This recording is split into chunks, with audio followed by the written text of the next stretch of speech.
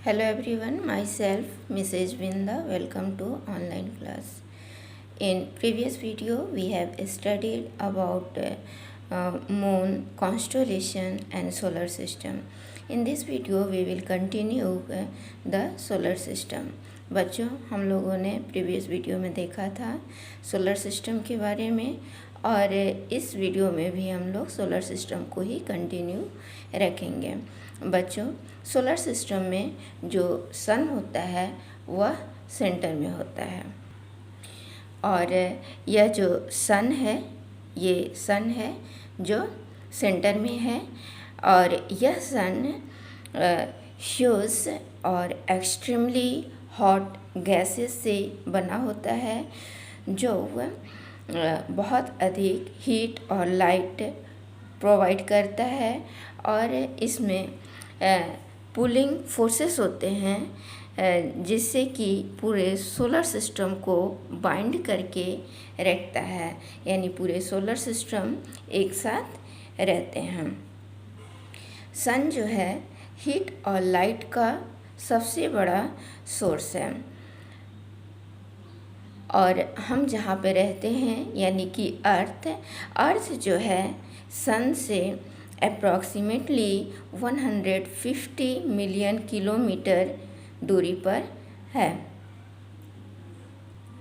Students, solar system में total 8 planets हैं और वे डिस्टेंस के अनुसार इस तरह से एक क्रम में हैं और इनका जो नाम है इनको डिस्टेंस के अनुसार यदि आप याद करना चाहोगे तो बहुत आसानी से ये नाम याद हो जाएंगे। My very efficient mother just served us nuts. इस तरह से यदि आप एक सेंटेंस में याद कर लोगे तो फिर आप कभी नहीं भूलोगे। फिर से आप सुन लीजिए, my very efficient mother just served us nuts. बच्चों, जो माई वर्ड है, माई में जो एम है, एम मरकरी को डिनोट कर रहा है जो आपको सोलर सिस्टम में ये नंबर 1 मरकरी है और नंबर 2 वेनस है जो वेरी में जो वी है वो वेनस को शो कर रहा है और इफ़िशियंट में ई है, ई जो है अर्थ को डिनोट कर रहा है। मदर में एम है जो मार्स को डिनोट कर रहा है। इसके बाद जस्ट में जे जो है जुपिटर को शो कर रहा है। सर्व्ड में एस है, सैटर्न को शो कर रहा है जो 6 नंबर पे है। अस में यू है, यू से यूरेनस होता है और यूरेनस को शो कर रहा है। फिर नट्स में भी एन है और एन जो है नेपच्यून को शो कर रहा है। तो इस तरह से आप एक सेंटेंस में याद कर लोगे और फिर आपका पूरा सोलर सिस्टम में 8 प्लैनेट्स का नेम याद हो जाएंगे। स्टूडेंट्स, ये जो सोलर सिस्टम आपके सामने है डिस्टेंस के अनुसार सारे प्लैनेट्स हैं और इनकी डिस्टेंस भी यहाँ पे दी हुई है। जैसे मरकरी जो है सन से 58 मिलियन किलोमीटर दूरी पर है, इसी तरह से वेनस है, वेनस जो है 108 मिलियन किलोमीटर दूरी पर है। इसी तरह से ये जो नंबर दिया हुआ है ये सन से इस प्लैनेट तक की जो दूरी है उसको डिनोट किया गया है। ये स्टूडेंट्स, जितने भी प्लैनेट्स हैं जिसको कि अभी हम लोगों ने देखा वो सभी 8 प्लैनेट्स सन के चारों तरफ रिवॉल्व करते हैं और ये जिस पाथ में रिवॉल्व करते हैं वह पाथ इलोंगेटेड होता है और उस फिक्स्ड पाथ को यानी रास्ता को ऑर्बिट कहा जाता है। जैसे ये जो लाइन आपको डिनोट किया गया है इसी को ऑर्बिट कहा जाता है। मरकरी जो है सबसे नियरेस्ट प्लैनेट है, जो कि हम लोगों ने देख चुका है कि कितने डिस्टेंस पर ये है। मरकरी जो है सन के चारों तरफ 88 डेज में एक रिवॉल्यूशन कंप्लीट कर लेता है। मरकरी के बाद है वेनस। वेनस को अर्थ का ट्विन भी कहा जाता है, क्योंकि वेनस का जो साइज और शेप है वे बहुत अधिक अर्थ से मिलता जुलता है, इसीलिए इसे ट्विन कहा जाता है। स्टूडेंट्स, हमारे सोलर सिस्टम में जो आज 8 प्लैनेट्स हैं, 2006 से पहले इस सोलर सिस्टम में 9 प्लैनेट्स हुआ करते थे और 9 नंबर पे जो प्लैनेट था वह था प्लूटो। लेकिन उसको 2006 में एक इंटरनेशनल एस्ट्रोनॉमर यूनियन का मीटिंग हुआ था, जिसमें कि एक डेफिनेशन रखा गया था और उस डेफिनेशन के अनुसार प्लूटो जो था अपने आप को फुलफिल नहीं कर रहा था, इसीलिए प्लूटो को प्लैनेट से निकाल दिया गया है। प्लूटो को प्लैनेट होने के लिए सबसे पहले उसको एप्रोप्रिएट शेप के होना चाहिए, यानी कि प्लूटो जो है साइज में बहुत छोटा था और उसका वॉल्यूम भी कम था। और किसी को भी प्लैनेट होने के लिए सन के चारों तरफ रिवॉल्यूशन करना होता है, तो प्लूटो रिवॉल्यूशन तो करता है लेकिन वह दूसरे ऑर्बिट को कट भी करता है। जैसे नेपच्यून के ऑर्बिट को वो यानी प्लूटो जो है कट करता है, इसीलिए उसको प्लैनेट से अलग रखा गया। और इसके साथ ही सभी प्लैनेट जो हैं एक प्लेन में सन के चारों तरफ रिवॉल्व करते हैं, लेकिन प्लूटो जो है सन के चारों तरफ रिवॉल्व करने के लिए वो 17 डिग्री का एंगल बनाता है, इसीलिए प्लूटो को 2006 से प्लैनेट के मेंबर से हटा दिया गया और अभी जो है सोलर सिस्टम में केवल 8 प्लैनेट रह गए हैं। अब आगे हम लोग देखेंगे अर्थ के बारे में। बच्चों, अर्थ जो है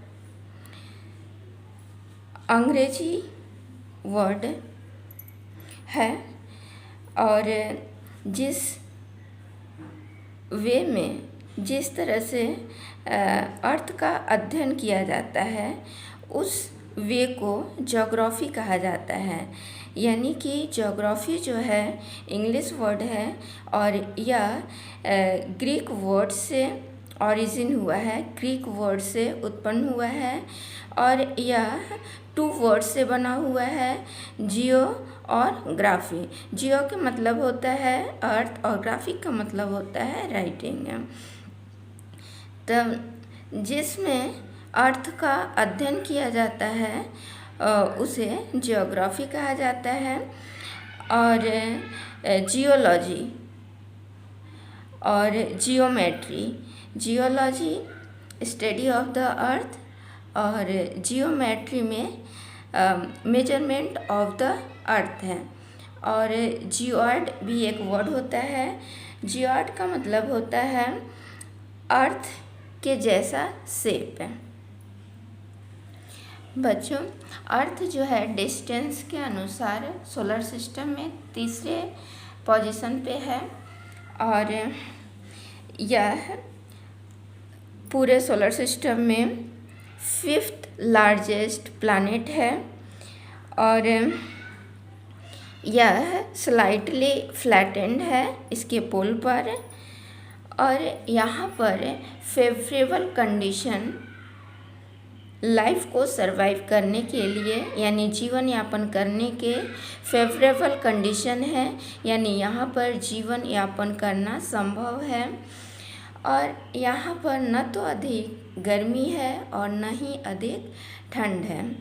यहाँ पर यानी अर्थ पर वाटर भी है, एयर भी है और यह जो है जीवन को जीने के लिए एसेंशियल थिंग्स हैं।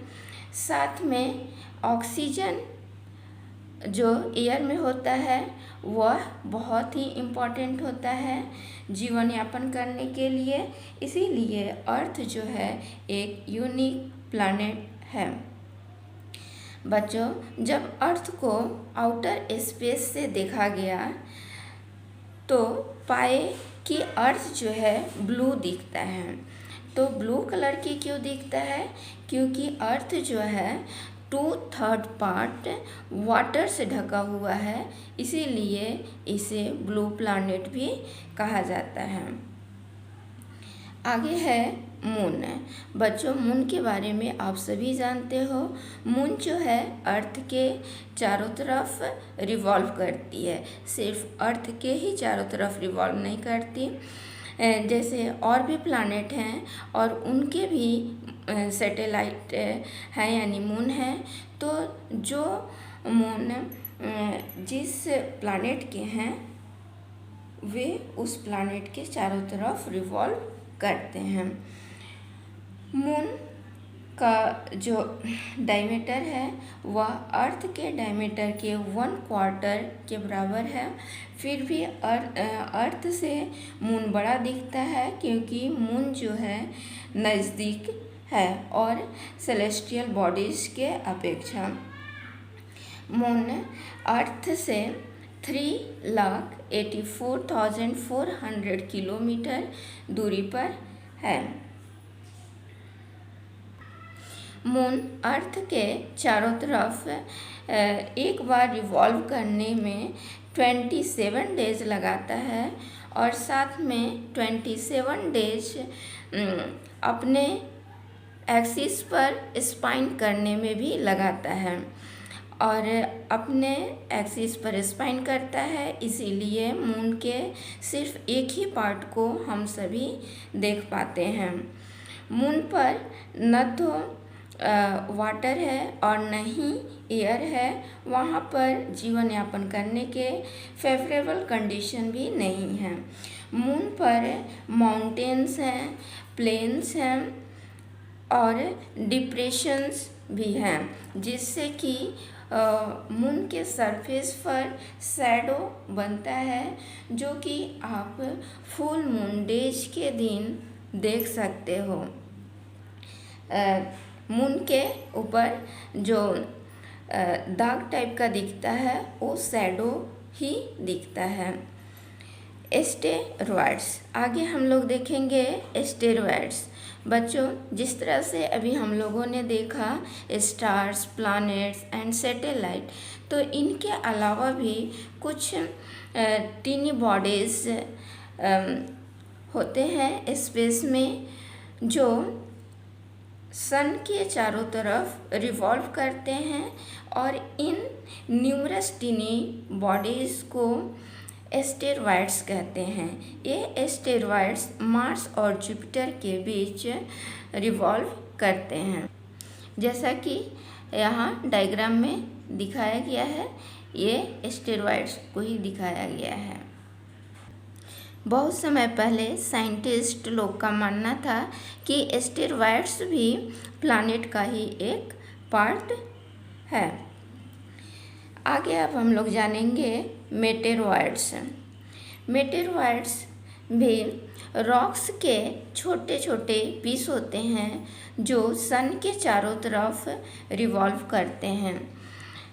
मेटेरॉयड्स जो हैं रॉक्स के स्मॉल पीस हैं जो सन के चारों तरफ रिवॉल्व करते हैं और इन्हें मेटेरॉयड्स कहा जाता है। मेटेरॉयड्स जब अर्थ के तरफ आते हैं, अर्थ के एटमॉस्फेयर में आते हैं, तो एयर से फ्रिक्शन होने के कारण इनमें लाइट जलता है और यह लाइट जलते हुए आप देख भी सकते हो। जब आप आसमान में कभी चमकते हुए देखे होंगे या फिर कभी देखने की कोशिश कर सकते हो, तो वह मेटेरॉइड्स होता है, और कभी कभी जो मेटेरॉइड्स होते हैं वे पूरी अच्छे से जल नहीं पाते और वे अर्थ पर गिर जाते हैं, और जब अर्थ पर गिरते हैं तो अर्थ में हॉलो कर देते हैं। बच्चों, आप कभी नाइट के समय में आसमान में, स्काई में देखे होंगे तो आपको वाइटिश ब्राउन बैंड दिखा होगा, जो कि वाइट ग्लोइंग पाथ यानी कि जलता हुआ कुछ वाइट क्लियर जब नाइट रहता है, यानी साफ बादल वगैरह नहीं रहता है, क्लियर नाइट रहता है, तो उसमें आप इसको देख सकते हो या कभी देखे भी होंगे। ये जो बैंड होता है इसको गैलेक्सी कहा जाता है, और इसमें cluster of millions of stars होते हैं, यानी कि बहुत अधिक स्टार्स इसमें होते हैं, और इस गैलेक्सी को मिल्की वे गैलेक्सी कहा जाता है। और मिल्की वे गैलेक्सी में ही सोलर सिस्टम आता है, यानी सोलर सिस्टम जो है मिल्की वे गैलेक्सी का ही एक पार्ट है। बच्चों, एंशियंट इंडियन का ये इमेजिन था, मानना था कि आसमान में लाइट का रिवर है जो फ्लो करता है, जो बहता है। जिस तरह से नदी फ्लो करता है उसी तरह से लाइट का रिवर फ्लो करता है, और इसी इमेजिनेशन के अनुसार वे आकाश गंगा नाम रखे, और इस आकाश गंगा जो है वो गैलेक्सी का एक पार्ट है, और ये जो गैलेक्सी हैं ये मिलियंस ऑफ स्टार्स से बने हुए हैं, यानी कि एक गैलेक्सी में बहुत सारे सोलर सिस्टम हैं जिसके बारे में कि हम सभी नहीं जानते हैं, सिर्फ सोलर सिस्टम के बारे में ही जानते हैं। यानी कि सोलर सिस्टम जैसे बहुत से सोलर सिस्टम हैं इस गैलेक्सी में हैं, और उसी तरह से मिलियंस ऑफ गैलेक्सी मिलकर यूनिवर्स फॉर्म करते हैं। यानी कि यूनिवर्स में कितने गैलेक्सीज हैं इसका आप अनुमान नहीं लगा सकते। ये यानी कि बहुत से स्टार्स इसमें होते हैं, और यह डिफ़िकल्ट है इमेजिन करना कि यूनिवर्स कितना बड़ा है।